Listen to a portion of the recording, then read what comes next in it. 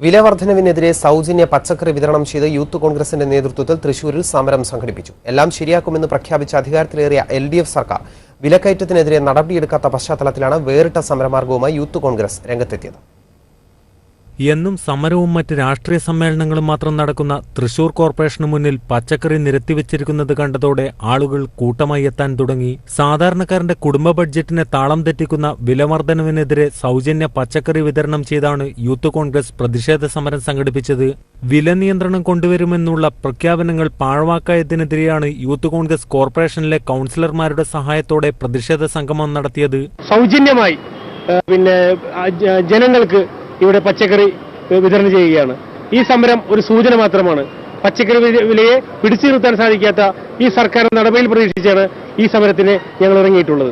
പച്ചക്കറി കൊണ്ടുവന്ന് നിമിഷങ്ങൾക്കകം വിതരണം പൂർത്തിയായി. ജില്ലയുടെ വിവിധ ഭാഗങ്ങളിൽ സൗജന്യ പച്ചക്കറി വിതരണത്തിനൊരുങ്ങുകയാണ് യൂത്ത് കോൺഗ്രസ്. 10 ഇരട്ടിയിലധികമാണ് പല പച്ചക്കറികളുടെയും വില. സംസ്ഥാന സർക്കാർ പ്രശ്നത്തിൽ ഇടപെട്ടില്ലെങ്കിൽ വീട്ടമ്മമാരുടെ നേതൃത്വത്തിൽ പ്രക്ഷോഭത്തിനുള്ള തയ്യാറെടുപ്പും ജില്ലയിൽ ആരംഭിച്ചിട്ടുണ്ട്. യൂത്ത് കോൺഗ്രസ് സംസ്ഥാന secretary Sunil Lalur, youth congress block president Prabhudas Panengadan, Pramod Thanikkudam, Jitesh Balram, corporation കൌൺസിലർമാർ തുടങ്ങിയവർ പ്രതിഷേധ സമരത്തിൽ പങ്കെടുത്തു. ജയ്ഹിന്ദ് ന്യൂസ്, തൃശൂർ.